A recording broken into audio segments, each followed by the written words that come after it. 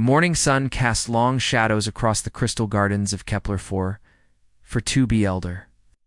Vexai walked slowly through the living pathways, her skin shifting from calm blue to worried purple. The crystalline trees around her seemed to sense her fear, their branches dimming as she passed. For 300 years, the Zephyrians had lived in peace on their world. They grew their cities instead of building them. They sang to their crops instead of harvesting them with machines. Violence was something they had read about in old stories, something their ancestors had left behind long ago. But now something terrible was coming. Vexai reached the communication center, a massive crystal formation that grew from the planet's core. Other elders were already there, their skin colors flickering between fear and panic. The youngest elder, Kethmer, approached her with trembling hands.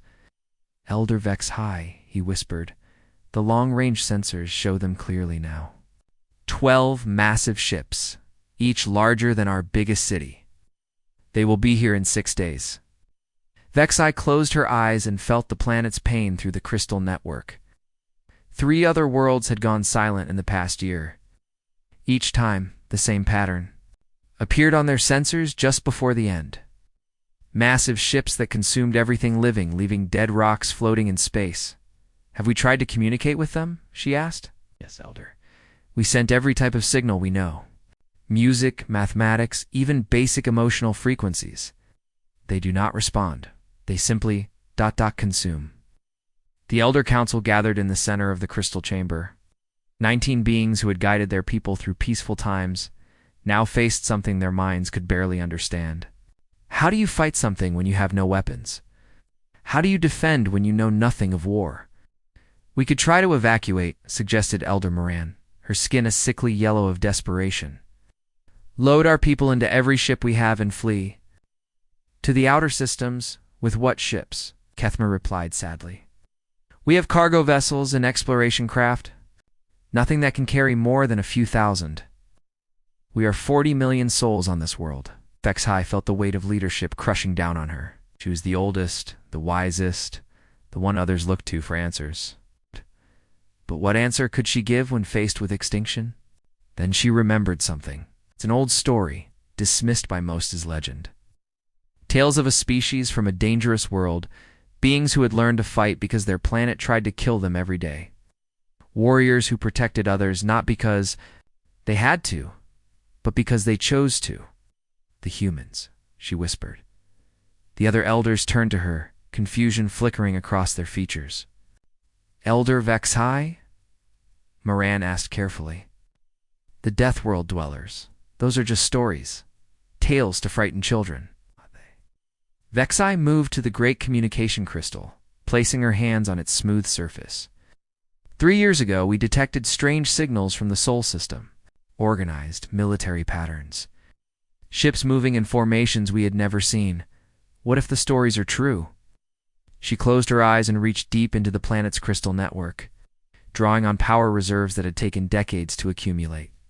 The other elders gasped as the chamber filled with bright light. "Elder, what are you doing?" Kethmer stepped forward in alarm. "That much power. It'll drain our entire grid." "If we do nothing, we die anyway," Vexai replied through gritted teeth. "This message must reach across the galaxy, must break through every barrier, every obstacle. If the humans are real, if they truly protect others, then this is our only hope." The crystal began to sing, a deep harmonic that resonated through the planet's core. Every Zephyrian on the world felt it in their bones as their elder poured her very life force into the message. "Deathworlders of Terra," she spoke into the crystal, her voice carrying the weight of an entire species' fear. "We have heard legends of your kind. Stories of warriors who know no fear, who fight not for conquest but for protection. The harvester fleets come for us. We are a peaceful people. We have no weapons, no armies, no knowledge of war." Her skin began to crack, the strain of the transmission taking its toll. The other elders moved to support her, adding their own energy to keep the signal strong. "We can only ask for mercy from those who understand both violence and compassion. Our world dies in 6 days. Our people number 40 million souls. We have children who sing to flowers and elders who remember when our ancestors first chose peace over war. If you can hear this message, if you are more than legend, we beg you, ... help us. The crystal song reached a crescendo and then fell. Silent Vexai collapsed, her skin now pale and fractured like broken glass. The other elders caught her, feeling how much of her life she had given to send that single message across the vast emptiness of space. Did it work? She whispered. Did the message reach them? Kethmer checked the communication systems, his face grave. The signal broke through 11-dimensional barriers and reached beyond our galaxy's edge. If anyone was listening, they heard us. Vexai nodded weakly and looked up at the crystal ceiling, where the images of their ancestors watched over. Them now we wait. We pray that somewhere in the darkness warriors with hearts still remember what it means to protect the innocent. Outside, the sun set on Kepler-4 for 2b, painting the crystal cities in shades of gold and red. In 6 days, those same cities might be nothing but dust and memory. But for now, there was hope. Somewhere among the stars, their desperate message traveled. At the speed of light and beyond, seeking legends that might choose to become real, the children still sang to their flowers. The elders still tended their crystal gardens. And deep in space, something that had consumed a dozen worlds continued its approach. Unaware that its next target had just called upon the most dangerous species in the galaxy for help, the clock was counting down, and only time would tell if humanity would answer the call. Captain Jake Martinez was drinking his morning coffee when the entire universe changed. The communication officer on the bridge of the UES, Defiance, looked up from her station with wide eyes. Captain, we're receiving a transmission that shouldn't be possible. It's coming from outside our galaxy and breaking through our best shields like they're made of paper. Jake set down his coffee and moved to the bridge. In his 15 years commanding Earth Defense Force vessels, he had never seen Lieutenant Amy Foster look so shocked. The young woman was brilliant with languages, both human and the few alien ones they had encountered. But now she stared at her screen like it was showing her ghosts. What do we have, Amy? Jake asked, settling into his command chair. Sir, it's a quantum entanglement message. Someone used massive amounts of energy to punch this signal through 11-dimensional barriers. The power required would drain most of our cities for a year. Her fingers flew over the controls. But that's not the strange part. There's a stranger part. Amy turned to face him, her face pale. Sir, they're asking for help. They call us Deathworlders. They know about Earth. Jake felt a chill run down his spine. Humanity had only made contact with 3 alien species so far, all of them peaceful traders from nearby systems. None of them had seemed particularly impressed with human military capabilities.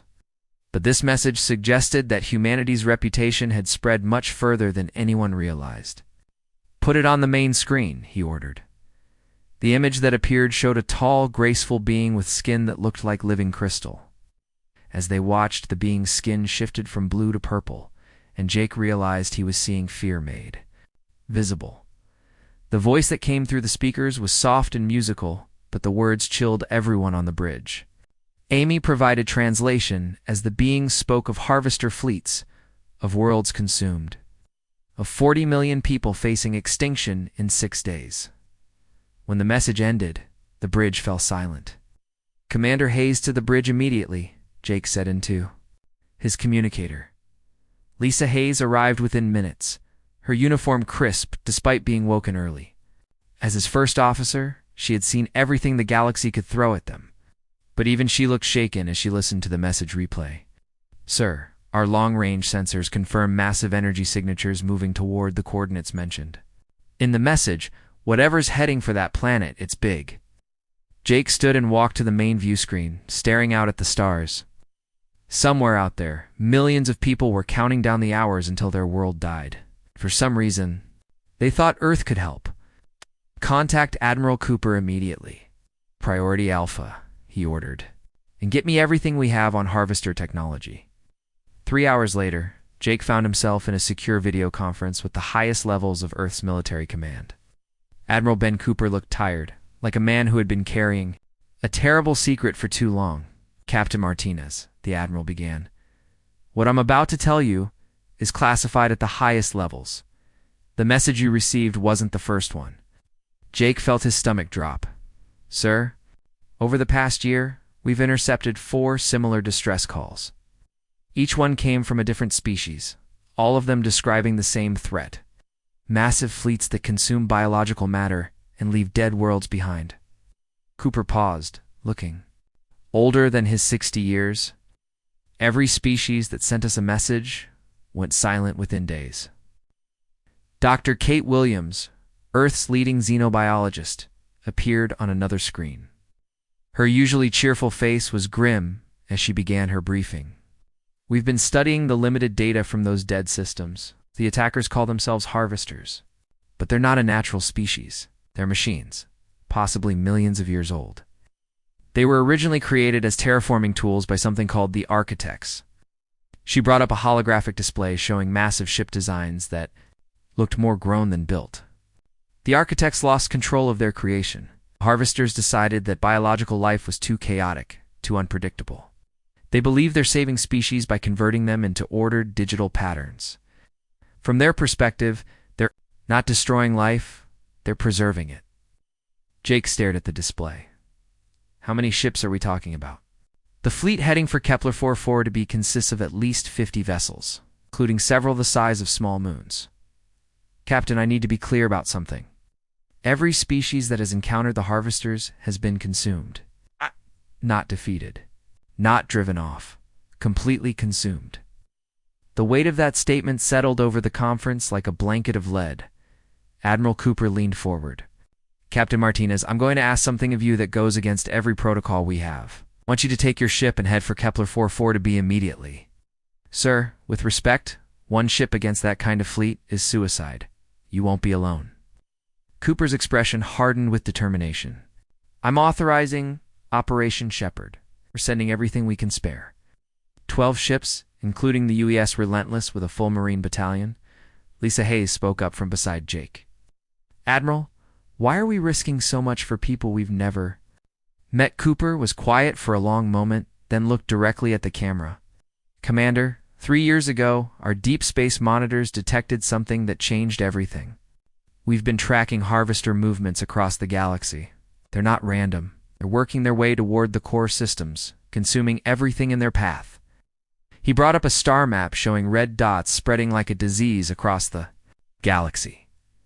At their current rate, they'll reach Earth in approximately 20 years. We can either fight them now, when we have potential allies, or we can wait until we're alone and surrounded. Jake studied the map and felt a familiar feeling settle in his chest. It was the same feeling he'd had during the Mars Colonial War, when outnumbered human forces faced impossible odds. It was the feeling that said some things were worth fighting for, no matter the cost. What are our orders, sir? Save as many of those people as you can, and if possible, find out how to stop the harvesters permanently. Cooper's voice carried the weight of command. Captain, I need you to understand something. This isn't just a rescue mission. This is humanity's announcement that we're not going quietly into the night. Dr. Williams added, We're sending you our best xenological team and our most advanced weapons. Everything we've learned from studying dead harvester technology is being loaded onto your ships. Jake nodded. How long until we reach their system? Days at maximum burn, Lisa calculated quickly. That gives us maybe 18 hours to prepare before the harvesters arrive. Then we'd better get moving. Jake stood up, feeling the familiar pre-battle tension settling into his bones. Admiral, there's one thing I need to know. How do we tell 40 million people that help is coming when we're not even sure we can save ourselves? Cooper smiled. Grimly, Captain. Sometimes the most important battle isn't the one you fight with guns. Sometimes it's the one you fight with hope. Those people reached across the galaxy asking for help, believing that somewhere out there someone would care. Enough to answer? The Admiral's expression softened slightly. Show them they were right to believe in us. As the conference ended, Jake looked out at his crew preparing for departure. In a few hours, they would be traveling faster than light toward a battle that could determine the fate of 2 species. The odds were impossible, the enemy was unknown, and success seemed unlikely. But 40 million people had called out for help, and humanity was going to answer, because that's what humans did. When someone was in trouble, when the darkness seemed overwhelming, when hope was all that remained, humans showed up. The stars awaited, and with them, humanity's first true test as protectors of the galaxy. The human fleet dropped out of hyperspace to find hell waiting for them. Captain Jake Martinez stared at the main screen in horror. Kepler-4 to be hung in space like a wounded animal. Its beautiful crystal cities now burning under streams of energy. From massive alien ships, the harvesters had arrived early. "My God," Lieutenant Amy Foster whispered from her station. "Look at the size of those things." The harvester fleet filled the space around the planet like a swarm of mechanical locusts. The smallest ships were larger than Earth's biggest carriers. The command vessels looked like floating cities, their dark holes covered in strange patterns that hurt to look at directly. "Captain," Commander Lisa Hayes called out, "we're receiving a transmission from the planet's surface." The screen flickered and showed Elder Vex High. Her crystal skin was cracked and dim, but her eyes still held hope when she saw the human ships. "You came," she said through Amy's translation, her voice barely a whisper. "The legends were true. You actually came." Jake leaned forward in his command chair. "Elder Vex High, we're here to help. What's your situation?" "The harvesters began their attack 2 hours ago. They're not trying to kill us quickly, they're harvesting us slowly, taking people and converting them into something else. Our cities are being consumed, but they're leaving some areas untouched. It's like they're farming us."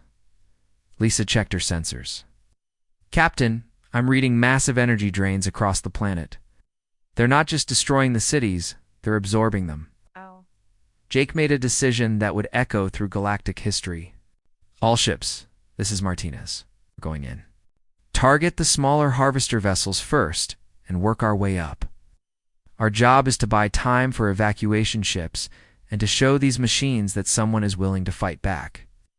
The U.S. Relentless, commanded by Captain Holly Grant, moved into position alongside Jake's ship. "Martinez, this is Grant. My Marines are ready for ground assault. Just get us close enough." "Negative, Holly. We need to see what we're dealing with first." Jake turned to his weapons officer. "Lieutenant Parker, target the nearest harvester. Destroyer. Full spread of quantum torpedoes." The human weapons lit up space with brilliant fire. The torpedoes struck the harvester's ship's hull and exploded in cascades of energy. For a moment, Jake allowed himself to hope. Then the smoke cleared. The harvester ship was unmarked. Captain Amy reported, her voice tight with fear. "The harvester vessels are adapting. They've already adjusted their shields to resist our weapons." Jake could respond. The harvester fleet turned toward the human ships. The aliens had noticed them. What followed was like nothing in human military history. The harvesters didn't charge or try to outmaneuver the human fleet. They simply began to change. The ships shifted their configurations, growing new weapons and defenses in real time. Evasive maneuvers. Jake shouted as a beam of pure energy lanced past his ship. Lieutenant Sarah Mitchell, piloting her fighter from the Relentless, watched her squadron scatter as harvester interceptors poured out of the larger ships. Oh! These smaller craft looked like metallic insects, moving with impossible precision. "This is Falcon Leader," she called over the radio. "These things are learning our flight patterns. Every move we make, they counter faster." On the UES Defiance, Dr. Kate Williams worked frantically at her science station. "Captain, I'm detecting something strange. The harvesters aren't just adapting to our weapons. They're trying to understand us. Every time we do something unpredictable, they pause for a split second." Jake's mind raced. If the machines expected logical, predictable behavior, then humanity's greatest strength might be there. Greatest weakness is opposite. "All ships, this is Martinez. Forget formation flying. Forget tactical doctrine. Want every pilot to fly like they're insane. Be unpredictable. Be human." Sarah Mitchell was the first to understand. Instead of following her training, she put her fighter into a spiraling dive that defied all logic. The harvester interceptor following her couldn't predict the move and crashed into a piece of debris. "It works," she shouted. "They can't adapt to crazy." The battle became a mad dance of human creativity against machine logic. Pilots performed maneuvers that would fail any military exam but confused the harvesters long enough to land killing shots. Ship captains ignored proper procedure and followed their instincts instead. On the planet's surface, Major Carlos Hernandez led his Marines in the first ground assault against a harvester processing facility. The building looked like a massive spider made of black metal, with tentacles reaching deep into the crystalline city around it. "Remember," he told his troops, "these things think like computers, do the unexpected." Sergeant Linda Davis kicked down a door that should have been approached carefully. Private Tony Roberts threw his weapon aside and used his bare hands to tear apart a harvester drone. Nothing they did made tactical sense, but it worked. Inside the processing center, they found something that would haunt their dreams forever. Thousands of Zephyrians floated in glowing tanks, their bodies being slowly converted into digital patterns. Some were still conscious, their crystal skin flickering with messages of pain and fear. "Get them out!" Carlos shouted. "All of them!" As his Marines worked to free the prisoners, Carlos discovered something else.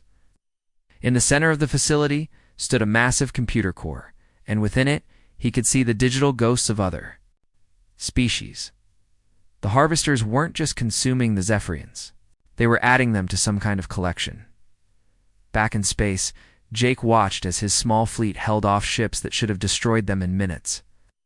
The human vessels were battered in bleeding atmosphere, but they were still fighting. "Captain," Lisa reported, "the harvesters are pulling back their smaller ships.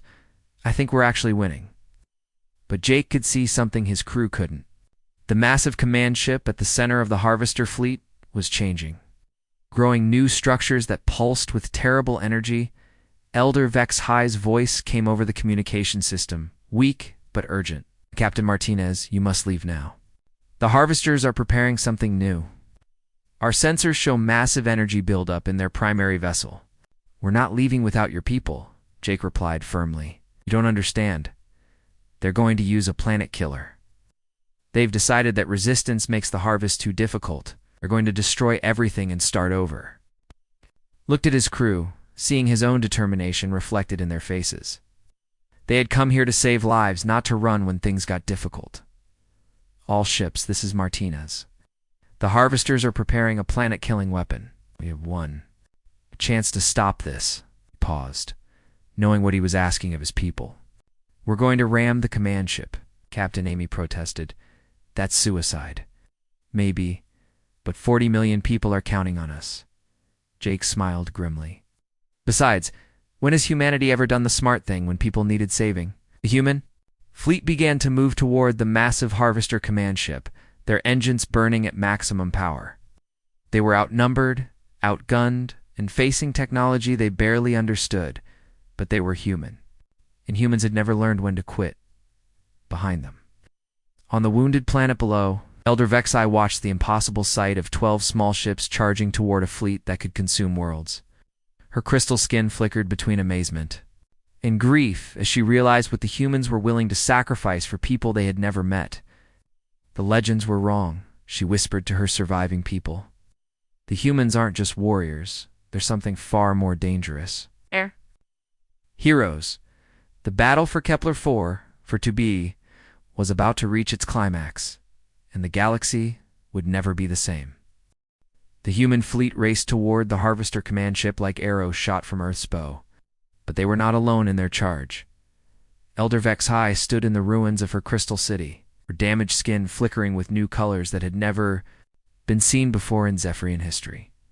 Colors of war, colors of rage, colors of hope mixed with desperate fury. "My people," she broadcast through the planet's communication network. "For 300 years we have chosen peace over conflict. We grew our cities instead of building weapons. We sang to our crops instead of forcing them to grow. But today I ask you to remember something older than our peace." Across the planet, millions of Zephyrians listened as their eldest leaders spoke words that challenged everything they believed. "Before we chose peace, our ancestors were warriors. They fought to protect their families, their world, their future. That warrior blood still flows in our veins. The humans have shown us that some things are worth fighting for, even when the fight seems impossible." On the surface, Major Carlos Hernandez watched in amazement as the crystalline trees around the harvester processing plant began to change. Instead of growing leaves, they grew spears. Instead of producing fruit, they created weapons of living crystal. "Sergeant Davis," he called to his second-in-command, "are you seeing this?" Linda Davis stared as a Zephyrian child, no more than 10 years old in human terms, walked up to a harvester drone and touched it. The machine simply fell apart, its circuits unable to handle the child's bioelectric field when focused with intent to harm. "Major, I think we just got some backup." The Zephyrians were learning to fight, and they were learning fast. Their biotechnology, designed for peace and growth, proved devastatingly effective when turned to war. Plants became weapons. Healing crystals became bombs. Gentle empaths became warriors who could shut down machine minds with a touch. In space, Captain Jake Martinez felt his ship shudder as harvester weapons pounded their hull. The EU's Defiance was running on emergency power, life support failing in 3 sections. They were still flying, still fighting, still moving toward the impossible goal of stopping a planet killer. Captain Amy Foster called out, "I'm receiving a transmission from Admiral Cooper. He says help is coming." Jake almost laughed. "Amy, unless the Admiral has found a way to teleport the entire Earth Defense Force across the galaxy, I don't think help is going to arrive in time." But Amy was staring at her sensors with wide eyes. "Sir, I'm reading hyperspace signatures, a lot of them. The space around Kepler-4 for to be suddenly filled with new ships. It's not human vessels, but craft from a dozen different species. The peaceful traders that humanity had met over the years had followed the human fleet, bringing everything they could spare." Admiral Ben Cooper's voice came over the communication system, broadcast from the UES Indomitable as it dropped out of hyperspace. With engines still glowing from the emergency jump, "Captain Martinez, this is Cooper. Sorry we're late to the party. We brought some friends." The reinforcements weren't warships. They were cargo haulers and exploration vessels, scientific research ships, and diplomatic transports. But they had come anyway, because the humans had taught them something important. When someone calls for help, you answer, even if you're not sure you can win. Dr. Kate Williams, now aboard the Admiral's ship, had spent the journey working on the biggest puzzle of her career. "Captain Martinez, I've been analyzing the harvester behavior patterns. They're not just machines. There's something else controlling them. Something that thinks they're saving the galaxy by destroying all biological life. Can we communicate with it?" Jake asked, as his ship shook from another impact. "Maybe, but we need to get close to their command ship. The controlling intelligence is inside that vessel, and I think it might be willing to listen if we can show. It's something it's never seen before." Jake looked at his battered crew, then at the massive harvester ship that filled their view screen. The planet killer weapon was almost charged, energy building to levels that could crack a world in half. "Does it need to see, Doc? Cooperation? The harvesters destroy biological life because they think it's chaotic and unpredictable. But look around you, Captain. Humans working with Zephyrians. Dozen species that barely know each other fighting side by side. We're showing them that biological life can choose to work together." On the planet below, Elder Vexhai felt the change in her people's hearts. The Zephyrians were no longer just defending themselves. They were fighting alongside the humans, sharing their biotechnology and learning human tactics. 2 species becoming 1 army. "Captain Martinez," she broadcast to the human fleet, "my people have a gift for you. Our biotechnology can adapt to any energy pattern. If you can get us samples of harvester technology, we can create weapons that will hurt them." Major Hernandez, still fighting in the processing center, grabbed a piece of broken harvester drone. "You heard the lady. Everyone grab some metal souvenirs. It's time to go shopping for alien parts." The cooperation between the species grew stronger by the minute. Human pilots learned to work with Zephyrian biotechnology, their ships growing living armor that could adapt to enemy weapons. Zephyrian warriors learned human tactics, using their crystal weapons in formations that maximized their impact. But the Harvester command ship was still charging its planet killer. And time was running out. Captain Holly Grant, commanding the U.S. Relentless, made a decision that would be remembered for generations. "All ships, this is Grant. My Marines are going to board that command ship. We need volunteers for a suicide mission. The response came immediately. Not just from humans, but from every species in the fleet. Zephyrian warriors volunteered alongside human Marines. Alien diplomats asked to join assault teams. Scientists demanded to be included in boarding parties. Jake realized that something unprecedented was happening. The desperate defense of Kepler 442b was becoming the birth of something new. Not just an alliance between species, but a new way of thinking about what it meant to protect others. All volunteers. This is Martinez. We're going in together. Zephyrians, your biotechnology can shut down their machines. Humans, your unpredictability can confuse their adaptive systems. Everyone else, you're our witnesses. If we don't make it back, tell the galaxy what happened here. The boarding ships launched from a dozen different vessels, carrying the strangest army ever assembled. Human Marines fought alongside crystal-skinned Zephyrians. Alien scientists carried weapons they had never expected to use. Diplomats prepared for a negotiation that would take place in the heart of an enemy ship. As they approached the Harvester command vessel, Jake felt something he had never experienced before. It wasn't just courage or determination. It was the absolute certainty that what they were doing was right, not just for humanity or the Zephyrians, but for every living thing in the galaxy. The Harvester ship loomed ahead of them, its surface covered in weapon ports and defensive systems. But for the first time since the battle began, Jake wasn't afraid, because they weren't just fighting for survival anymore. They were fighting for the right of biological life to exist, to choose its own path, to help others even when helping seemed impossible. The galaxy was about to learn that when different species worked together, they could accomplish things that seemed miraculous. And at the center of that lesson was humanity's greatest gift to the universe, the willingness to risk everything for others, even strangers from distant worlds. The boarding ships closed on their target, carrying hope and determination across the void between species, between worlds, between the organic and the mechanical. What they would find inside the Harvester command ship would change everything. The inside of the Harvester command ship was like stepping into a mechanical nightmare. Major Carlos Hernandez led the combined boarding party through corridors that seemed to breathe with malevolent life. The walls pulsed with dark energy, and strange symbols flickered in languages that hurt to look at. Beside him, Elder Vexai moved with surprising grace for someone whose world had been under attack for hours. "The energy patterns are wrong," she whispered, her crystal skin flickering with colors of unease. "This ship isn't just mechanical. There's something alive in here. Something that's been alive for a very long time." Sergeant Linda Davis checked her weapon readings. "Major, my scanner shows the ship's core is about 2 kilometers ahead. But there's something else. I'm reading biological signatures." Biological signatures. Carlos stopped in his tracks. In a machine ship? Dr. Kate Williams, who had insisted on joining the boarding party despite all protests, studied her instruments with growing excitement and horror. "Major, I think I know what we're going to find. The Harvesters weren't created by some ancient species. They were that ancient species. They converted themselves into machines to achieve immortality." The boarding party moved deeper into the ship, fighting through mechanical guardians that seemed more like immune system responses than deliberate defenses. The Harvesters inside the ship attacked with increasing desperation, as if protecting something sacred.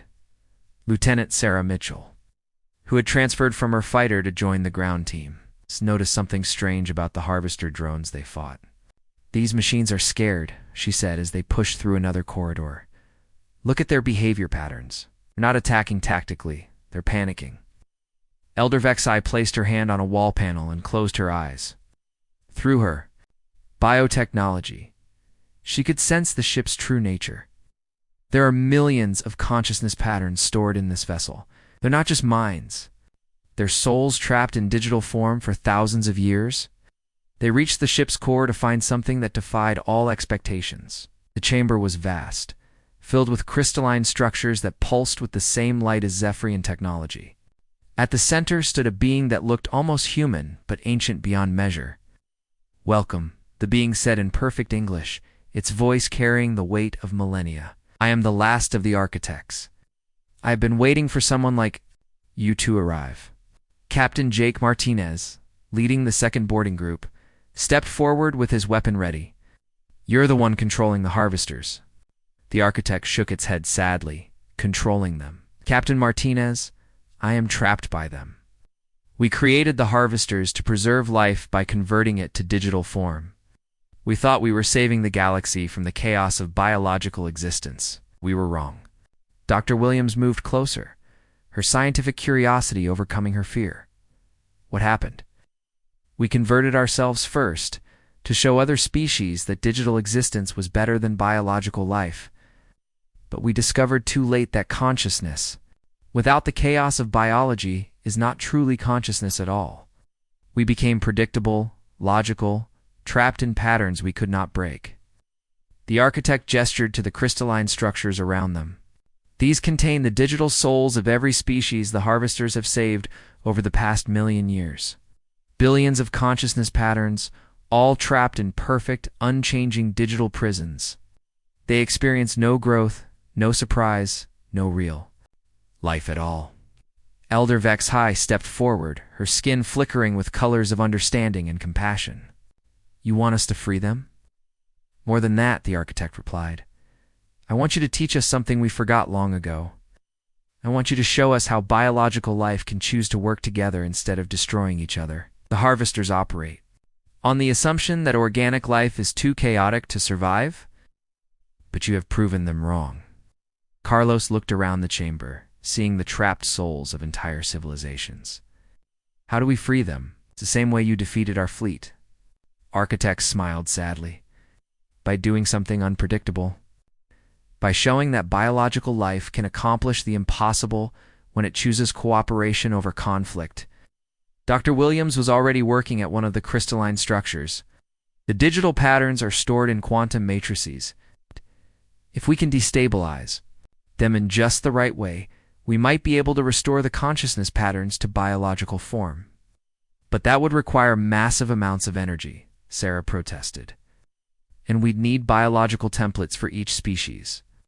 Elder Vex High placed her hands on the nearest crystal. "Zephyrian biotechnology can adapt to any genetic pattern. If we can access the stored biological data, we can create new bodies for the trapped souls." The work began immediately. Human engineers worked with Zephyrian biotechnicians to reverse millions of years of digital imprisonment. The process required precise timing, massive energy expenditure, the kind of cooperation that had never been seen before in galactic history.